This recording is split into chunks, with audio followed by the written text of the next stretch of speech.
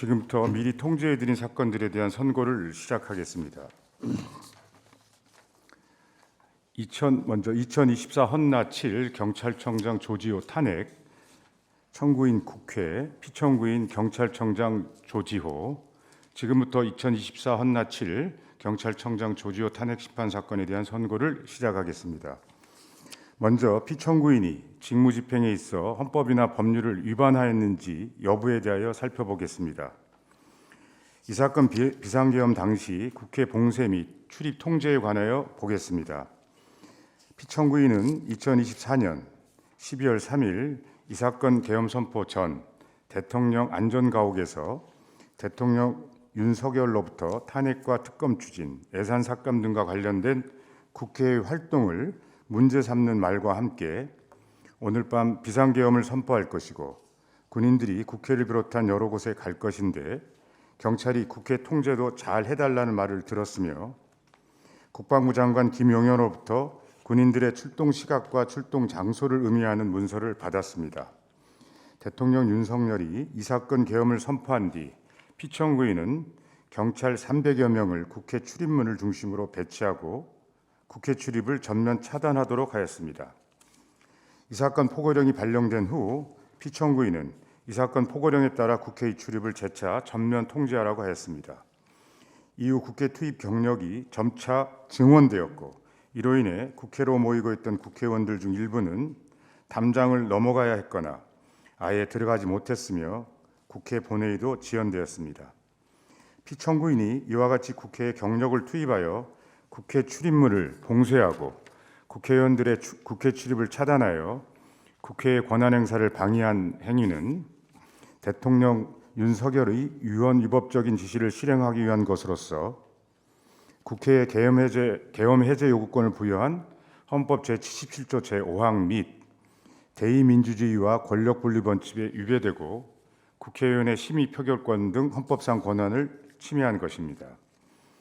이에 대하여 피청구인은 이 사건 계엄 선포 후 발생할 수 있는 우발 상황에 대비하기 위하여 국회에 경력을 배치하였을 뿐 국회의 계엄 해제 요구권 행사 등을 방해할 목적은 없었다고 주장합니다. 그러나 피청구인은 안전가옥 회동 등을 통해 대통령 윤석열이 국회와의 대립 상황을 타개할 의도로 군을 국회에 투입하려고 한다는 것과 대통령이 피청구인에게 경력 배치를 지시한 목적 역시 군의 국회 진입을 용이하게 하려는 의도임을 알 수 있었습니다. 또한 피청구인은 국회에 계엄 해제 요구권이 있다는 것도 알고 있었습니다.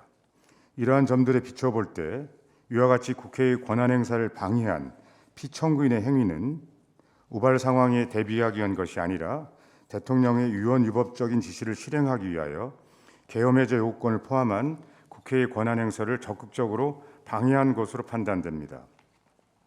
피청구인은 안전가옥 해동 후 공간으로 돌아가 휴식을 취한 것, 국회의원 등에 대한 국군 방첩사령관 여인영의 위치 확인 요청과 윤석열의 체포 지시를 거부한 것, 이 사건 포고령이 발령된 이후에도 국회의원들이 월담하는 것을 막지 않은 것, 이른바 세 차례의 항명을 통해 이 사건 계엄에 가담하지 않았다고 주장합니다. 그러나 피청구인이 안전가옥 해동 이후 서울특별시 경찰청장 김봉식으로부터 여의도 부근에 배치된 기동대 현황을 보고받은 점, 피청구인에게 국가수사본부 수사기획조정관 윤승영이 국군 방첩사령부로부터 수사요원 100명 및 체포조 5명 지원을 요청받았다고 보고하였고 피청구인이 이를 승인한 점, 국회의원 등이 월담을 하는 비정상적인 방법으로 국회를 출입할 수밖에 없었던 것은 피청구인의 지시에 따라 국회 출입문이 봉쇄되었기 때문인 점 등을 종합하여 보면 세 차례의 항명을 하였다는 피청구인의 주장 역시 받아들일 수 없습니다. 중앙선관위 과천청사 및 수원선거연수원에 대한 경찰 배치에 관하여 보겠습니다. 안전가옥 해동에서 대통령이 거론한 국회와의 대립 상황 등이 헌법의 규정 또는 국가긴급권의 본질상 비상계엄 선포를 정당화할 수 없는 사정임은 분명하였으므로 피청구인은 유언유법한 이 사건 계엄에 따라 군이 수사를 위해 선관위에 투입되는 경위에 대하여도 그 적법성을 의심할 만한 상당한 이유가 있었습니다. 그럼에도 피청구인은 군인들이 출동할 기관인 중앙선관위 과천청사와 수원선거연수원에 경력을 배치하여 출입을 통제하도록 하였습니다. 그 사이 정보사령부 소속 군인들은 중앙선관위 과천청사 당직자들이 휴대전화와 서버 등 전산 시스템에 대하여 영장 없는 압수수색을 하였고, 이를 지원하기 위하여 출동한 육군 특수전사령부 소속 군인들 역시 경찰의 협조를 얻어 선관위 내부로 진입하였습니다. 피청구인의 행위는 위헌위법한 이 사건 계엄에 따라 선관위에 진입한 군을 지원하여 선관위의 직무수행과 권한행사를 방해함으로써 선관위의 독립성을 침해한 것입니다. 다음 전국 노동자 대회에서의 폭동 유도 여부 및 집회 제한에 관하여 보겠습니다. 기록에 의하면 2024년 11월 9일 전국 노동자 대회에서 경찰과 집회 참가자들 사이에 물리적 충돌이 있었고, 일부 집회 참가자들이 현행범으로 체포되었으며 위 집회에 대한 해산 절차가 진행된 사실은 인정됩니다. 그러나 이러한 인정 사실만으로는 피청구인이 위 집회에 대한 해산 명령 또는 집회 참가자들에 대한 체포에 관여하였다거나 이 사건 계엄의 선포를 정당화할 조건을 만들려는 의도로 무장경찰과 집회 참가자들 간의 충돌을 유도하였다고 인정하기 부족하고, 달리 이를 인정할 만한 자료가 없습니다. 이어 피청구인의 행위가 피청구인을 파면할 만큼 중대한 것인지에 관하여 보겠습니다. 우리 헌법 제7조 1항은 공무원을 국민 전체에 대한 봉사자로 규정하고 있고, 경찰법 제5조는 경찰은 그 직무를 수행할 때 헌법과 법률에 따라 국민의 자유와 권리 및 모든 개인이 가지는 불가침의 기본적 인권을 보호하고 국민 전체에 대한 봉사자로서 공정 중립을 지켜야 하며 부여된 권한을 남용하여서는 아니 된다라고 규정하고 있습니다. 또한 경찰법과 국회법은 경찰청장이 공정과 중립을 지키며 직무에 전념할 수 있도록 제도적 장치를 마련하고 있습니다.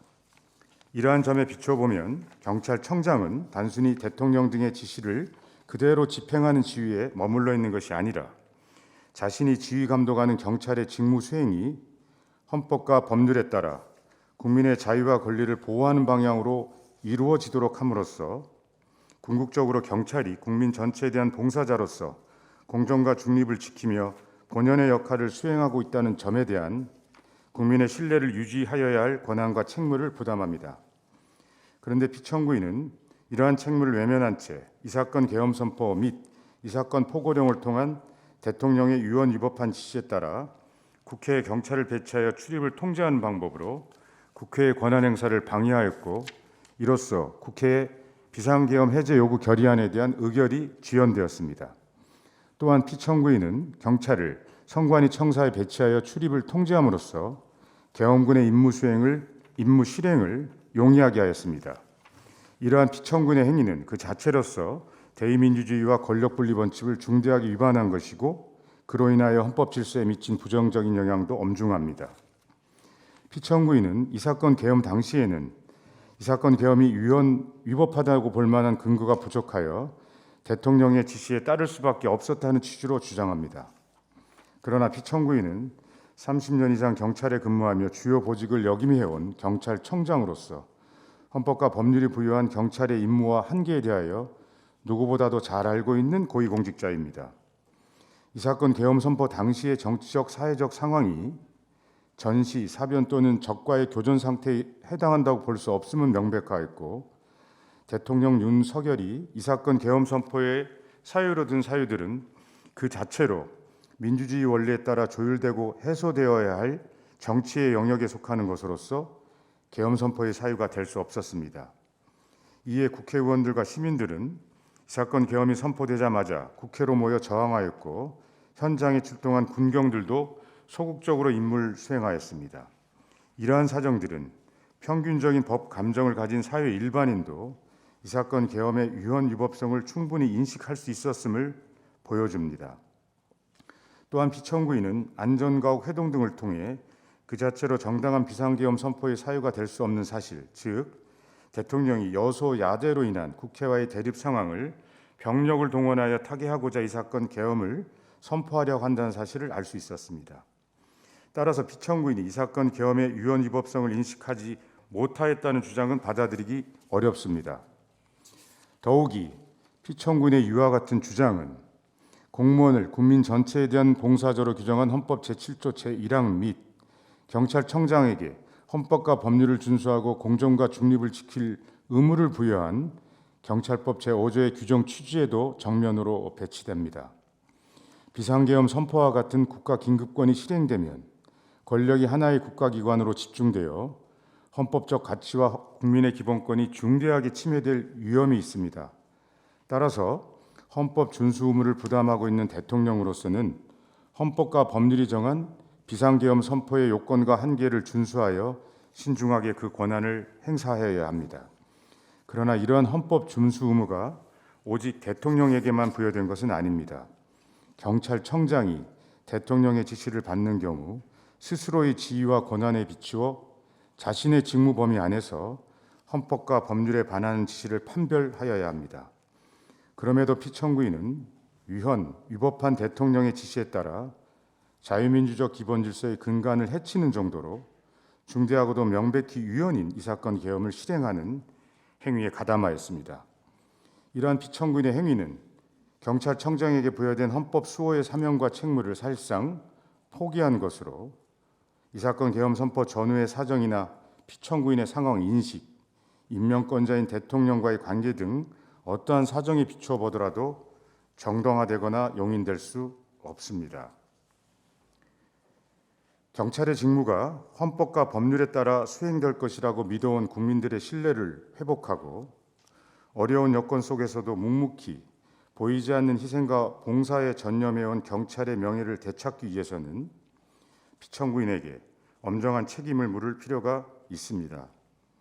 이상과 같은 점을 종합적으로 고려하면 피청구인의 법 위반은 피청구인의 파면을 정당화할 수 있을 정도로 중대합니다. 이에 재판관 전원의 일치된 의견으로 주문을 선고합니다. 탄핵 사건이므로 선고 시각을 확인하겠습니다. 지금 시각은 오후 2시 13분입니다. 주문을 선고합니다. 주문: 피청구인 경찰청장 조지호를 파면한다.